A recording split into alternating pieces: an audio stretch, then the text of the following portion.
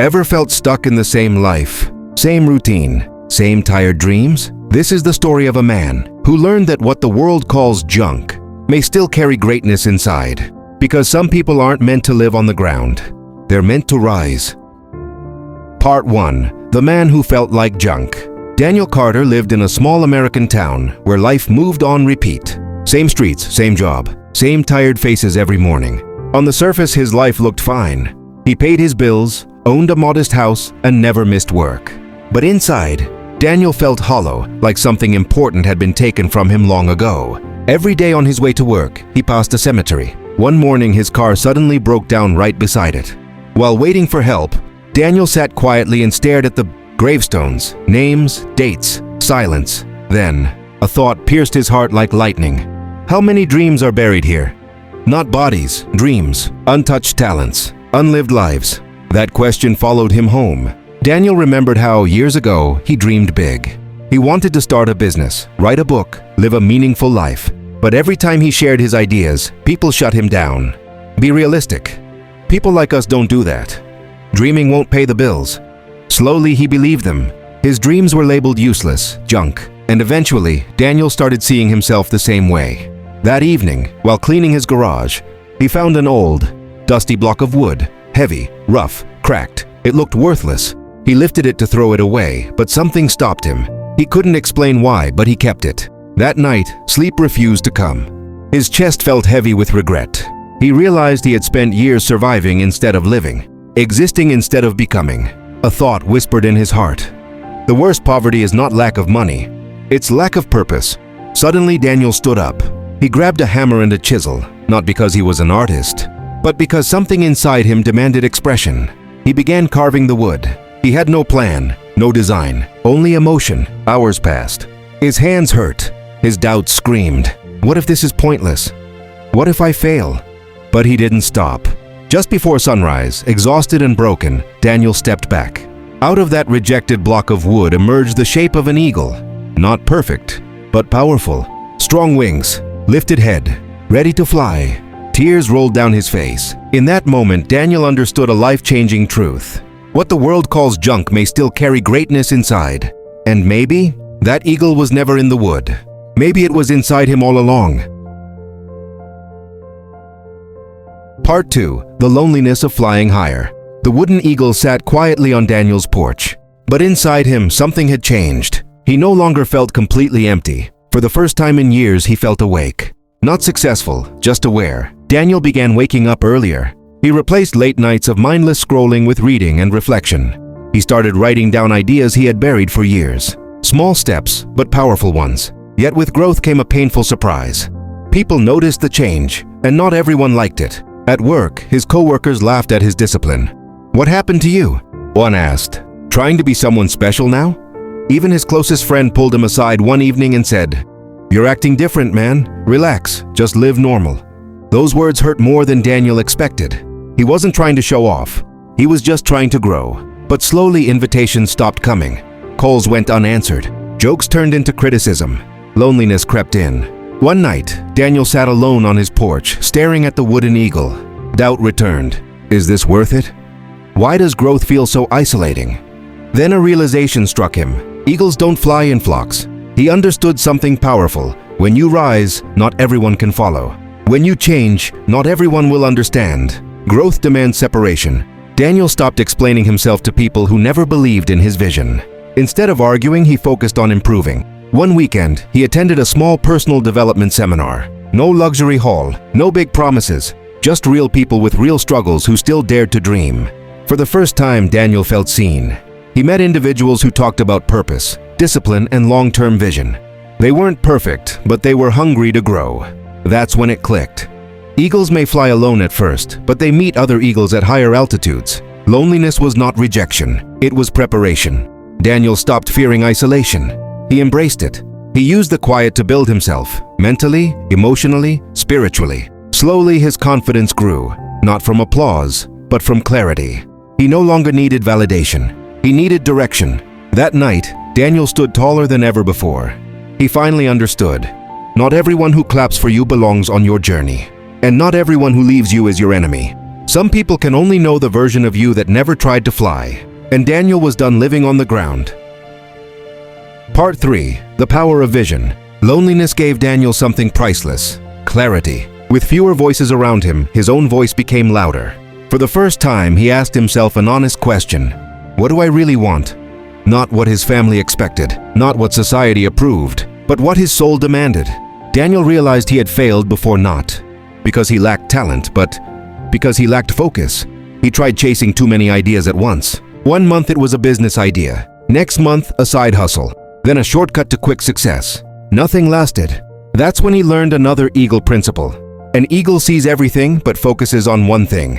Daniel understood that vision is not about seeing many possibilities. It's about committing to one path with discipline. He chose one goal, one clear direction. No distractions, no excuses. Every morning he wrote his goal on paper. Every night he evaluated his actions. If something didn't serve his vision, he removed it. People, habits, and even certain comforts. The noise didn't stop. Doubters returned. Failures showed up. Some days felt heavy, unproductive, and discouraging. There were moments when quitting felt easier than continuing. But Daniel remembered something powerful. An eagle does not chase flies. It hunts with purpose. He stopped reacting to every opinion, stopped panicking over temporary setbacks, stopped changing direction because of fear. Instead, he stayed locked in. One day, after months of effort, something small but meaningful happened. A door opened. Not a miracle, just progress. Then another, and another. Daniel realized success doesn't arrive suddenly. It arrives silently, through consistency. Storms came too. Financial pressure tested him. Mistakes humbled him. But he didn't quit. He adapted, like an eagle adjusting its wings in the wind. Daniel learned to adjust, not abandon his vision. He stopped asking, "Why is this hard?" and started asking, "What is this teaching me?" That shift changed everything. Vision gave him patience. Focus gave him strength. Purpose gave him endurance. Standing on his porch one evening, Daniel looked at the wooden eagle and smiled. He finally understood. Dreams die without vision, but vision lives through discipline. And for the first time in his life, Daniel wasn't just dreaming of flying. He was preparing for it. Part 4. Feeding on living food.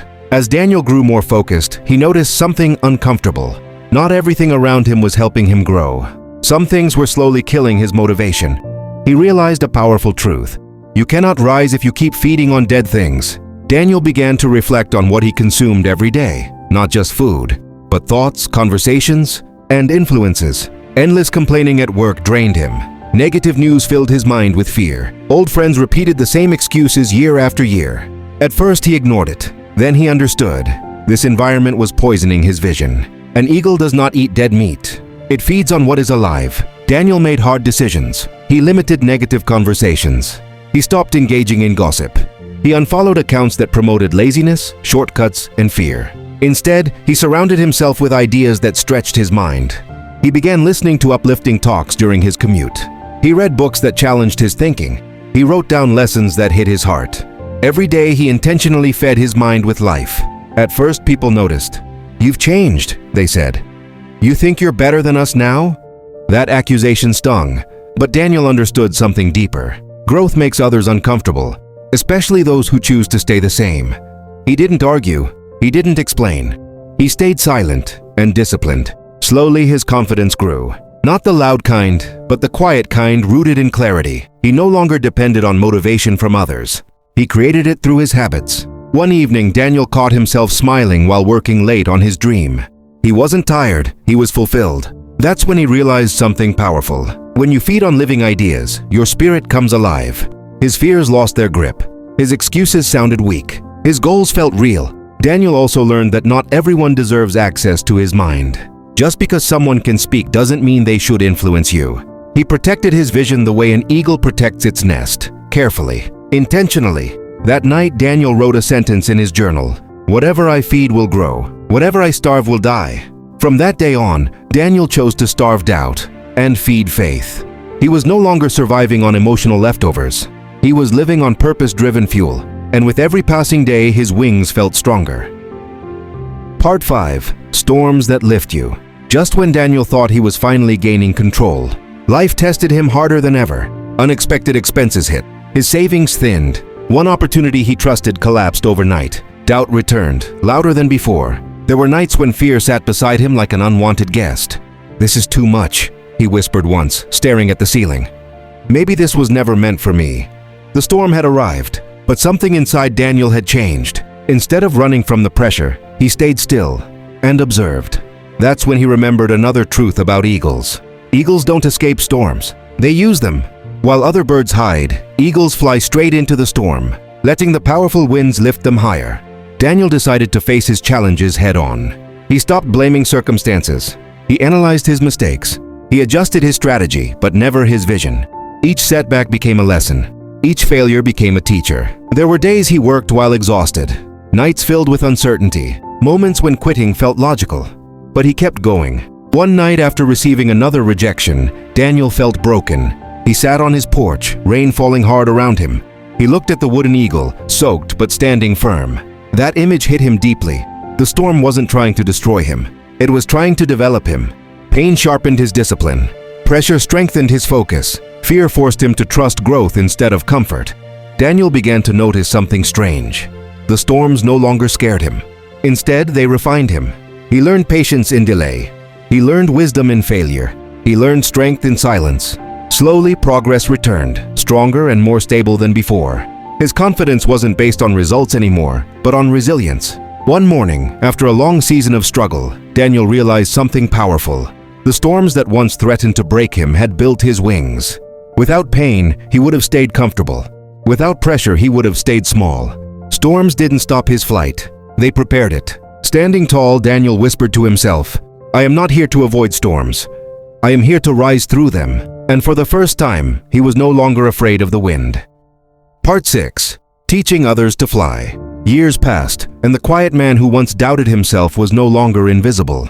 Daniel Carter didn't become famous overnight. He didn't chase applause, but something undeniable had changed. His life carried weight. His words carried truth, and his presence carried purpose. People began to ask questions. How did you change? What made you keep going? How did you survive the storms? Daniel smiled because he knew the answer wasn't luck. It was transformation.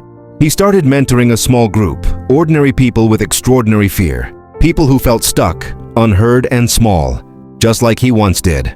He didn't give them shortcuts. He gave them principles. He taught them discipline over motivation, vision over noise, growth over comfort. Most importantly, he taught them this truth. You were not created to live on the ground. Some listened, some didn't. And Daniel understood, every eagle does not fly. Some are too afraid of the height. But that didn't stop him from teaching. One young man reminded Daniel of himself, talented but scared. When the time came, Daniel did something uncomfortable. He pushed him, out of safety, out of excuses, out of fear. The young man resisted at first. He was angry, but eventually, he flew. That moment broke Daniel into tears. He finally understood the highest level of success. It's not flying alone. It's helping others discover their wings. Daniel kept the wooden eagle on his porch as a reminder, not of where he ended, but of where he began. A reminder that greatness often hides inside what the world rejects. One evening, standing beneath the open sky, Daniel wrote his final journal entry. Don't die with your potential still inside you. Die empty, after giving everything you were created to give. And with that, the message became clear. You are not junk. You are not average. You are not late. Inside you is an eagle, waiting for courage, discipline, and belief. The question is not whether you can fly. The question is, will you dare to jump?